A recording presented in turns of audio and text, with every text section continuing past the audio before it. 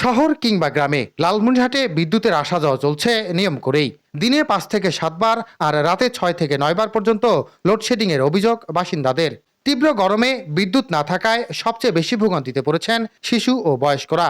বিদ্যুৎ সংকটে ক্রেতা সমাগম কমায় ক্ষতির মুখে ব্যবসায়ীরা। ব্যাটারি চালিত অটোরিকশা ও রিকশার ব্যাটারি ঠিকমতো চার্জ দিতে না পারায় কমেছে চালকদের আয়ও। দিনের বেলায় সকাল থেকে 8-10 বার চলে যায়, রাতের বেলা 8 বার 10 বার যায়। যে ভয়াবহ অবস্থা। গরমে মনে করেন কাস্টমার আসতে পারতেছে না, প্রচুর গরম। ব্যবসা করার মতন আছে, বিদ্যুৎ না থাকলে আমরা দোকানদার অচল। কারেন্ট না থাকলে ব্যাটারি যদি না চলে। জনজীবনের পাশাপাশি সংকটের প্রভাব পড়েছে শিল্পেও। বিদ্যুৎ না থাকায় ঘন্টার পর ঘন্টা বন্ধ থাকছে কাজ। খেত নষ্ট হয়ে যাবে না, যে কারেন্ট না হলে মোটর চলে না।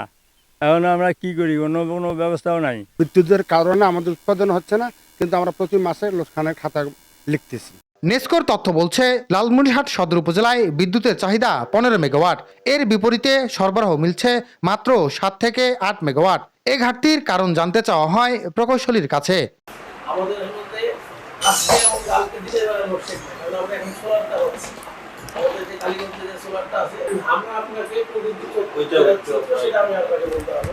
অন্যদিকে লালমনিরহাট পল্লী বিদ্যুৎ সমিতি 37 থেকে 44 মেগাওয়াট চাহিদার বিপরীতে পাচ্ছেন মাত্র 22 থেকে 26 মেগাওয়াট বিদ্যুৎ। সব মিলিয়ে জেলা জুড়ে ঝুলছে 40 থেকে 43% লোডশেডিং এর বোঝা।